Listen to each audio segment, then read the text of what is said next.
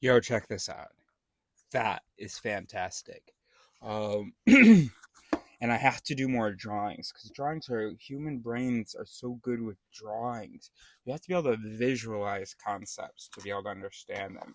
Images are really important to, obviously human learning and stuff. All right, so I actually made a video recently in which referred to NPCs. And someone asked me what an NPC was. All right, so first let's define it. So you're playing it. So it's a video game term. Okay. So playing a video game, you got a controller in your hand. You're a human being with a controller in your hand, and you choose one of the characters that you're gonna be. If you're gonna be fighting or doing your whatever, or if you're Prince of Persia, you play the Prince of Persia. Well, there are other entities in the game besides the character that you're controlling. Um, you're playing Grand Theft Auto. You go up, you steal someone's car. That's an entity, that person, the owner of that car that you've interacted with, and they are not being controlled by a human intelligence. They were designed by a human intelligence, but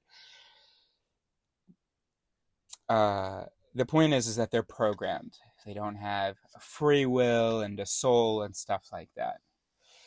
And we see, and so anyway, so we can, when we talk about NPCs, and it's a thing that I think is used in a lot of different domains. One might be to describe the foolish masses or the sheep or whatever. It's like they're just programmed. Their eyes aren't open. There's not like a real player in there. So if you imagine we're in the game world, hey, Prince of Persia, there's a real player controlling you, right? Well, actually, that's probably the only player being controlled, so in which case I'd be the NPC. How can I help you? Do you need bread? Right? And so when we imagine NPCs, we imagine very predictable responses, that they're not capable of handling much. If you're playing as the Prince of Persia, you can't walk up to an NPC and say, "Hey, can I teach you this dance?"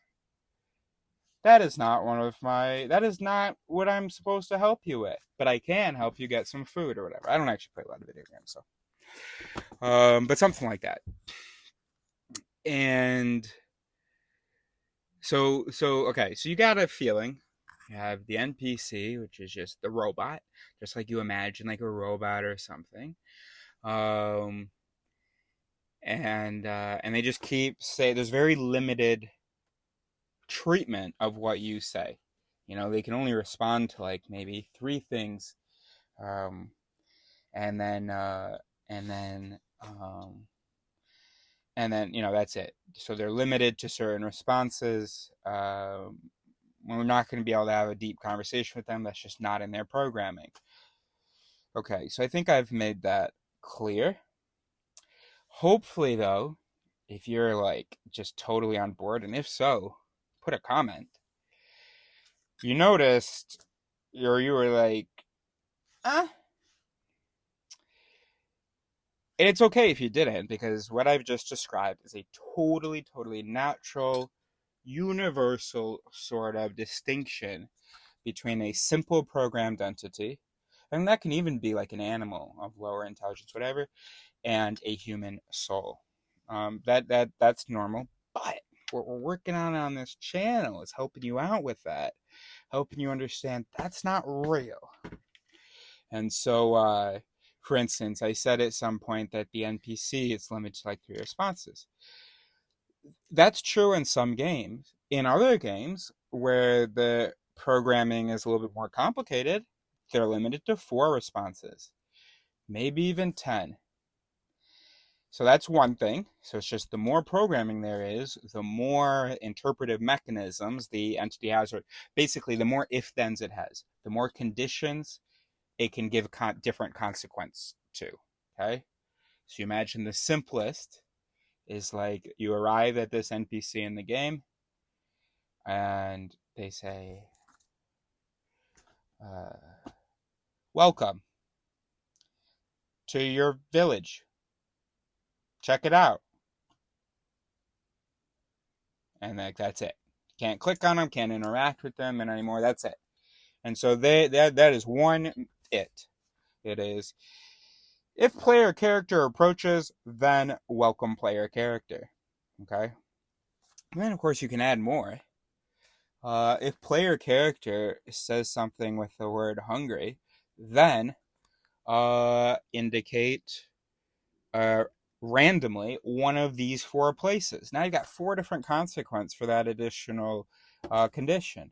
If the player says something about or chooses an option or types something, I don't know how games work, but that about money, then ask these two follow-up questions. If response to follow-up question A is blank, then do this. If response is other blank, then do this. If response to question 2 is another blank, then do this, etc. Right? Okay. So that's when we look at the lower end of the spectrum at the NPCs, we realize that they're not actually limited. I mean, they are limited according to their programming, but the programming itself isn't really limited. Um, Except it is actually. Okay. Because see, here's what I was going to say next. Now let's look at the other end of the spectrum. Let's look at the player, the real player, the player characters. We imagine as humans as having this unlimited intelligence, as just being able to respond to anything, come up with any answer, and always like be rational. It's absolutely crazy because I see y'all are not like that on a daily basis. I see that I'm not that. So okay. So in reality, if we're talking about NPCs that are designed by humans, there is a limit to what programming can be put in. A human cannot currently program an NPC that can be, for instance, indistinguishable from a human. Certainly not in a video game. I don't know. Maybe I mean, kind of we can, I guess. So, oh, there was wine in that burned.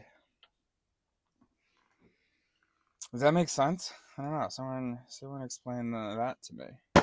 And do not say, here's the science of it. Science is just the study of the world. Just tell me about the world. You have to say, oh, hey, because I'm telling you something about the world that a lot of people don't know, I'm going to say that it's science. What? No, just tell me about the world. I hate the way people use the word science. Anyway, let's carry on. So we've got this real player and this NPC. Right, humans don't actually have unlimited response patterns. We are NPCs, and we are like the NPCs you see in video games, just scaled up. NPC, by the way, stands for non-player character. So it's saying it doesn't have a human soul pulling the strings. And actually, this body doesn't have a soul pulling the strings either. Now, of course, it's still useful in some way. A distinction in the literal video game world. Is there a super complicated system like a human brain pulling the strings, or is it just something basic to move the plot forward? In which case, we won't expect much from the its of that NPC. All right. Now, when I was a kid, when I was, you know, just whatever, just not now. Of course, this is how I saw it. This is how every brain sees itself. We are there's like a mini homunculus, and we talked about that. There's a homunculus in there, sort of, and of course, it doesn't actually help with the problem, right? You still like wait, but then what's cognition? You just put a little man in there, but what's happening inside a human being though? What's happening inside a human mind? And because you could do this infinitely, right? If we zoom in to the real player, that homunculus in there, that little guy sitting in the chair, if we zoomed into his skull, like what would we see? Obviously, he has eyes because he's looking at this screen. Or is he plugged into it? In which case, you don't need, if he's plugged into it, you don't need the stomach, you don't need any of that other shit. If he's plugged into it, okay, if he's plugged into it here, fine, whatever. You can have a metaphor where the stomach represents some part of the brain. Okay. But if he's plugged into these senses, this sensor information, the visuals, the hearing, um, then you can imagine it's just a bunch of more wires inside. Okay. Otherwise, you're going to be doing this forever. If you're like, oh no, it's a magical human being who looks like that on the inside, you're fucked. But if you're like, yeah, okay, the input from that, and then it's blah blah, and then blah blah and blah blah. Okay, but you don't need to draw a human then. You can just draw a brain actually, just neurons in there. And then what you would do for the NPC, sorry, I'm looking at my computer. What you would do for the NPC is just fewer neurons, fewer mechanisms. There's not a binary difference between a real player and an NPC as far as like in like if you want to no, that's it. Period. Um there is not either the presence or absence of a soul. No. An NPC is a few rules of programming, or any character is somewhere between one rule of programming and many, many rules of programming, but not unlimited. In a few million years, if this Earth is still around, there will be beings, our descendants. There's no comparison between we will be to them the NPCs. Oui. Bonne nouvelle. Ah, ça fonctionne. Très bonne nouvelle. Et t'as pas entendu des sirènes? Non. Puis en plus, j'ai pris la photo. Il y a un petit coin avec un banc. Ah ouais, sans surveillance, c'est ça? Tu t'assois, il n'y a pas de caméra. Très bien. Tu t'assois là. See, if I were a dumb... Regarde. Les prises sont en dessous. Et la caméra est dans l'autre sens. Donc si tu arrives avec ton appareil, tu fais semblant de filmer ou de parler, tu sais, avec un fil branché dessus. Ouais. Et tu t'assois sur le petit banc et tu branches. Très bien. C'est parfait. C'est nickel. C'est parfait. C'est plus que parfait. See, if I were a dumb piece of shit, arrogant human, and we're still subscribing to this, because of course they're not. Yes, I had a little expression that I came up with. All right, let me just finish some of those sentences. So, I was gonna say that I would talk about him as an NPC, because it's like, can you hear the words that I'm saying sometimes? And it's also just really predictable the things that are gonna be said and and when it's gonna happen. And so if I were a piece of shit that had no self-awareness, I'd be like, oh, that's an NPC, and I'm like a real person. I do have some self-awareness, so I know that I'm also predictable, maybe a little bit less predictable. Maybe I have some mechanisms that aren't executed, and whatever. Shit, now I regret finishing that sentence because I don't remember what the other sentences were that had finished, nor the next thing that where that was going. So I guess we're gonna stop. Maybe. We're gonna just wrap up and then see whether, maybe I'm gonna be like, wait. So that's it. There is no homunculus in your skull. There is not a smaller you in there. And that's, again, I talked about Inside Out in a video. I don't know whether I published it or not, but today, what was so awesome about the movie Inside Out, although it would have been cool to show that there's not just like five emotions in there. It's a whole like corporation. And it would have been cool to explore some of those little things beyond emotion, but cognition. And you could relate it to emotion. Maybe a teenage girl feels like any criticism, or any person is going to feel like any criticism of a thing that they produce is a criticism of them as a producer. And just 100% automatically.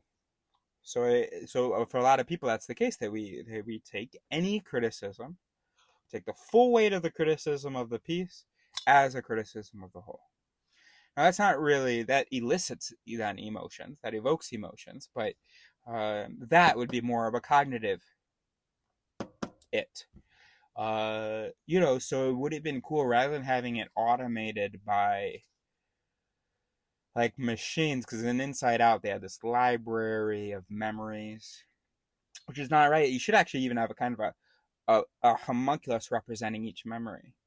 But anyway, what they did that was so awesome was that whatever the main character's name was, I mean, the human body, the real life cartoon girl,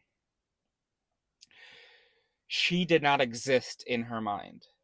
She was the sum of those that existed in her mind. And that was really, really cool. I would be really, really upset. Like, honestly, just thinking about it made me. And it's just so amazing that that movie is in line with sort of. I mean, it just talks about emotions rather than all the other stuff. But just the most important thing about Inside Out, again, is that Ava, or whatever the real life cartoon girl's name was, she was not represented in her mind. There was joy, sadness, disgust, anger, something else. Yes, awesome, cool. So no to the thing here where there's like this basically you on the inside or anything on the inside. Um, Instead, you for real player, what you could do is have 100 dudes looking at that screen. Some looking, some turned away, well, and they're interacting, blah blah. And then for an NPC, you got like 4 dudes looking at the screen. That's the truth. That's what's so. I think you understand, and it. I promise you, this is not unimportant. Look, in any case, over the next 2 generations, and the intellectual elite over the next 20 years are going to have that fully understood. Um, because I have to resist. I have to compete with any it's in here, any of me that are attempts to be like, yo, I see this thing that other people don't see, and I want to show them, and then that'll change everything. Actually, people are going to see it anyway. The only reason I can see it is because people are starting to see it. We have the movie like Inside Out. We have someone like Daniel Kahneman. We have people who picked up on what Daniel Kahneman was saying. We have and Amos Tversky. We have David McRaney. We have Steven Pinker not getting it. We have Mazren Banaji, who gets kind of close. We have Michael Shermer, who kind of gets it. Just a bunch of old guys, but so you can just imagine that if we can just imagine, especially if you have a sense of how recent neuroscience is. Like for instance, the college I went to was one of the first colleges in the U.S. I mean, probably in the world, right? To have an undergraduate, or it was the first undergraduate school to have a neuroscience program. I mean, one of them. And all right, so if you're thinking that's in 1995, okay, no. But that said, like there's still colleges that don't have lots of them that don't have a neuroscience major. They have like just psychology, or you know, they don't have a cognitive biology major. Anyway, it was 1972. So so if you just understand how amazing that is to me, that there was a neuroscience major in 1972 at a small liberal arts college in Ohio. If you think about the fact that like fMRIs, I think that's a thing like since the 90s, or at least has been used and on a somewhat consistent basis since the 90s. We're talking about 30 years of like half decent brain scans. EEGs are cool, obviously. But all you see anyway. With fMRIs, you can localize activity, sort of. We've only had that for I think like 30 years. Um, So am I a little bit ahead of the curve? Am I a little bit avant-garde to to understand that we are all NPCs? We are all the sums of its. Yes. I, I don't know what I was going to follow that up with. Yes. Um, but but like it's coming, and that's what I was going to follow that up with. There are Leo. The only person I can tell you. I guess I couldn't say like totally, totally, totally. There is actually I can't think of any author or person that I know that just like understands. And that's why I love this image because it is so great. You got all these cables and stuff from the senses. Now, just add cables and devices, or you can anthropomorphize it and have little beings, little minions, little munchkins, whatever, little homunculi, and have them process that information. Because this is so stupid, isn't it? An NPC has there's no processor. Wait, there's no processor. What is And why is this dude just sitting in an armchair watching, by the way? Where are the output producers? So we see the input, we see the eyeballs, we see that that's projected onto a screen with an image. We see ears and we see speakers. So we see the ears are connected to the speakers, and so that's producing the sound. So we've got the senses. What about other shit? What about interpretation? What about emotions? You know, I guess that would be it. What do that's interesting. So if you said there's senses, interpretations, you could be like cognitive interpretations, cognitive interpretive mechanisms, and emotional interpretive mechanisms, maybe. No. Emotions, I think, are more of a thing of the periphery. So the senses that deals with what input comes in. Then you've got your its, your if-thens, your interpretive mechanisms that take those conditions and produce consequence. And one of the consequence is emotions. So there's an it in there, sees a snake or a bloody image, and activates an emotion, meaning maybe changes the regulation of the heart rate, which is then sensed, bringing it, full circle. Um, but I mean, there are also obviously emotions in the brain, um, and they which then have effects on the other mechanisms that you might not consider ones that fall into the category of emotion. Ultimately, emotion. What is emotion? I would have been tempted to define it as something either existing in the senses of the periphery or one removed from that. But I don't know how true that is or how useful. No, that would be useful, I think. I don't know how true that is. So, like amygdala, we associate emotion with the amygdala. I don't actually know much about emotion. What would be great is if somebody has read Damasio, Antonio Damasio. He's a big neuroscientist in emotion. And let me know what up. What is emotion?